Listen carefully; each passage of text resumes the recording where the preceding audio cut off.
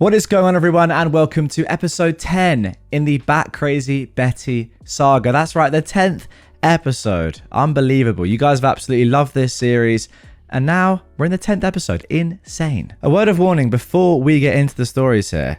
This may well be the final episode, because at the time of recording, there have been no more updates after what I'm about to read you. Now, at the end of the last episode, I know I left you on, quite frankly, a disgusting cliffhanger, so I don't want to waste any more time here. But as I said, this might be the last 4 posts in the entirety of the Bat Crazy Betty saga. So sit back, relax, subscribe to the channel if you are new. If you still aren't subscribed, by the way, and you've watched all 9 episodes up to this point, then it's just embarrassing really from you. Like, what are you actually doing? Hit the button, it's completely free, and I'll love you forever. Let's get in to potentially the final episode. Bat Crazy Betty turned herself in. Hey guys, Betty was arrested. She turned herself into the police station about 3 hours ago. Another detective contacted my ex and me to inform us of it. My ex is relieved, but torn over it. While I can't pretend to understand what he's going through at the moment, it's his mother, and there is a part of him that will always have love for her, despite what she's done to him. Me, personally, I'm over the moon. I feel like I can breathe a little easier, but I'm focusing on being a supportive shoulder for my ex to lean on. We don't know what made Betty decide to turn herself in, or what happened, but we'll hear more in the coming days. I'm calling the detective tomorrow to find out more if possible. I wanted to give an answer about the people commenting that I shouldn't be giving up too many details of the case. While I have shared a few things, there is a lot that I have not. Just what my ex and I are comfortable with. Dan knows I still write, and as long as we remain anonymous, he's okay with it. This is my way of coping with everything going on, but I appreciate your concern. Okay, so there we go. Betty has turned herself in. I did not expect that at all. Let's jump straight into the next post though, where we find out exactly why she did this. Seems insane. I'm gobsmacked. So, I just got off the phone with the detective covering the case. She told me what happened when Betty came to the station. She came into the station yesterday, demanding to file a report against me for kidnapping, harassment, and assault. She claimed that I'd been keeping Dan locked up in our house for years, away from her and the family, harassing her by calling her and going to her house to attack her, and assault from when I moved my things out of the house. The police took her statement, and none of it made any sense. The detective was informed she was there and politely asked to interview her. But during their talk, she informed her of the warrant out for her arrest. She said that Betty looked surprised and claimed it was all a big misunderstanding and that she'd only been trying to protect her child from the evil woman he was forced to marry. She was placed in handcuffs and taken into custody. I had hoped that maybe Betty had a miraculous change of heart and chose to turn herself in. Instead, she'd gone there with intentions of trying to get me arrested and play the victim like always. Once again, she couldn't resist the opportunity to demonize me in any way she could. My ex is furious, I am furious, my parents are furious, but we're also very relieved. She is finally behind bars, and she's seen the judge already as of this morning. Not sure what charges are sticking, but she was not given the option for bail pending the investigation, so that's good at least. She'll be stuck there for a long, long time. The investigation is now in full swing, and she's due to be interviewed regarding Dan's abuse in the coming days. The police are executing a search warrant of her house in hopes of gathering evidence, and much of her family is being sought for questioning. My own family has agreed to cooperate with the investigation, and they are calling to set up interviews. Dan has already received a call from the county jail. It was his mum calling.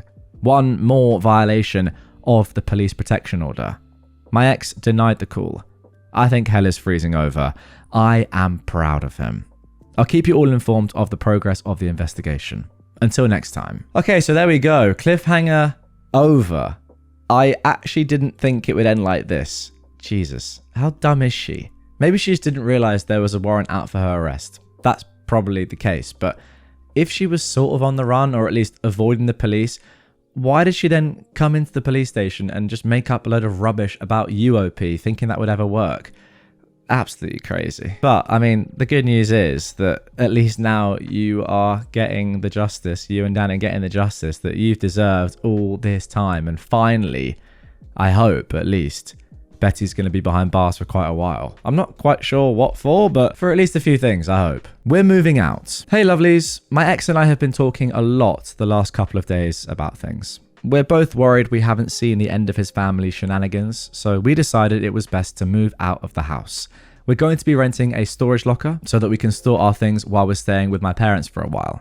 We're now having to make so many phone calls and put a stop on any bill payments and contact a realtor company to put the house up for sale. I'm contacting a moving company to move our stuff to the storage facility after we pack it all up. We're hoping to get a decent payout on the house. We bought it from the old landlord a few years ago, and aside from a few minor damages, like a loose cabinet door or a stain on the carpet from when I spilled Chinese food on it, we've kept the house in good condition.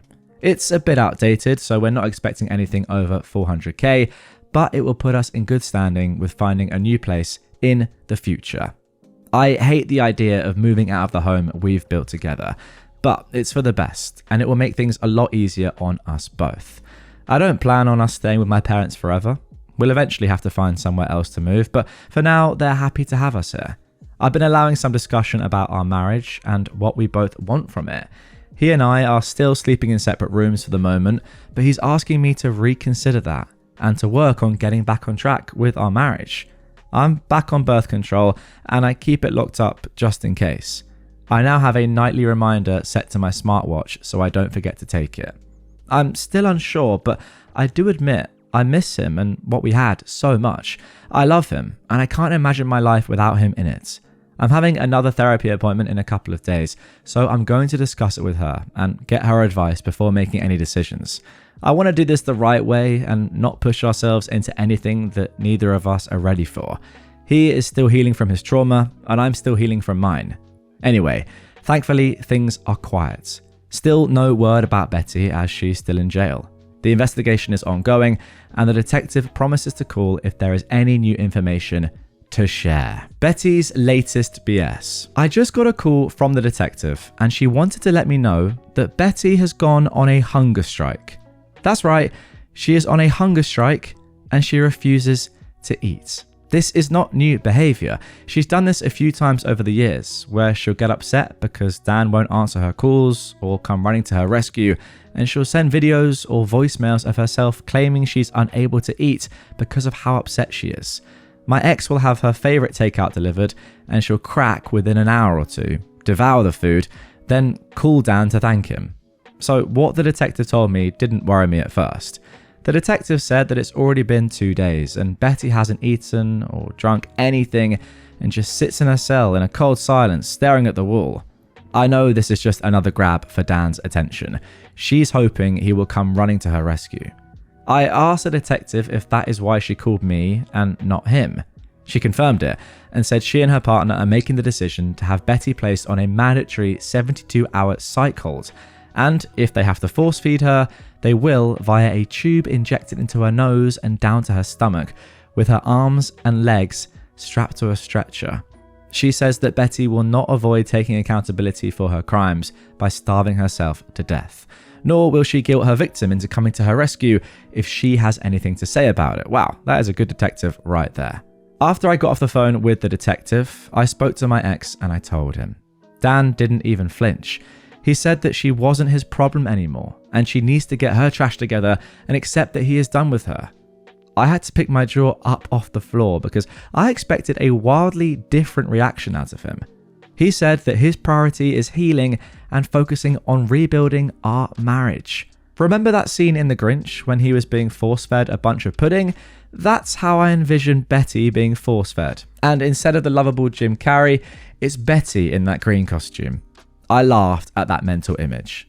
Anyway, I'm heading into work. I'll see you lovelies next time I post an update. Okay, and there we go. Absolutely incredible.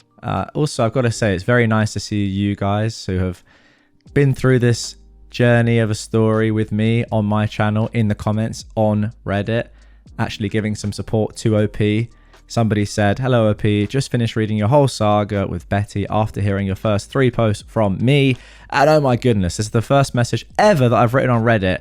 But I wanted to let you know that I'm extremely happy that things are starting to work out for you and your ex. And there's loads more content there as well. I mean, that's the good thing about this, right? I can take stories from Reddit that are great, bring them to a whole new audience like you guys watching and listening right now that otherwise may not have found them. And then if you like, you can go onto Reddit and give some support as well, or not, up to you. But yeah, it's pretty cool. The one thing I've got to say about this story though is I just don't think it's finished. Like 6 days ago, we got this post right at the time of recording, but like there's got to be more, right? There has to be more. So I can't really say right now that this is the end, even though right now it's sort of the end. I think there's got to be more. I will look out for stories, any upcoming posts on this, because look, we need more updates. We've had 10 episodes. There has to be an 11th. But yeah, finally, this woman is in jail. She's doing a hunger strike though. She doesn't learn, does she? Even like when, I would have think, you look in the mirror when you're sat in your cell and you think, okay, look, I'll probably stop with all the games now and just, yeah, try and turn my life around, do my sentence and be normal. No, just hunger strike. Look, to be fair, she probably does have some serious mental issues, because I don't think anyone that is sane would do this sort of stuff in the first place, let alone do a hunger strike in prison. Maybe she's still attention seeking. I don't know. I think she does have serious issues. But yeah, seeing how Dan finally has, I don't want to say grown up because that's wrong, but you know what I mean, leveled up, let's just say that, and finally has said, you know what, I don't have anything to do with her anymore. She's not my business. I'm going to live my life and I want to focus on you, OP, and hopefully reconnecting and getting our marriage back on track. That is elite. I've been hoping for that the whole story pretty much. So that is amazing to see. And yeah, I wish you guys the best of luck in future. But until now, guys, that is going to be the end of the saga. But don't worry, I'll look out for any more updates and I'll be there if there are any more. Subscribe to the channel if you enjoyed this series, and also let me know in the comments down below, do you want to see more sort of series of stories like this again, where this sort of story just takes over the channel for what, 10 days, 2 weeks, and we don't really touch on any other subreddits in that period of time, but everyone sort of just locks in to one story and you see how it progresses day on day? Let me know what you think about that. I've enjoyed it, so I would definitely do it again if the right story came up. Yeah, I want to hear your thoughts in the comments down below. But thank you for the support on this series. It's been very, very cool to see. And I'll catch you tomorrow with some brand new Reddit stories.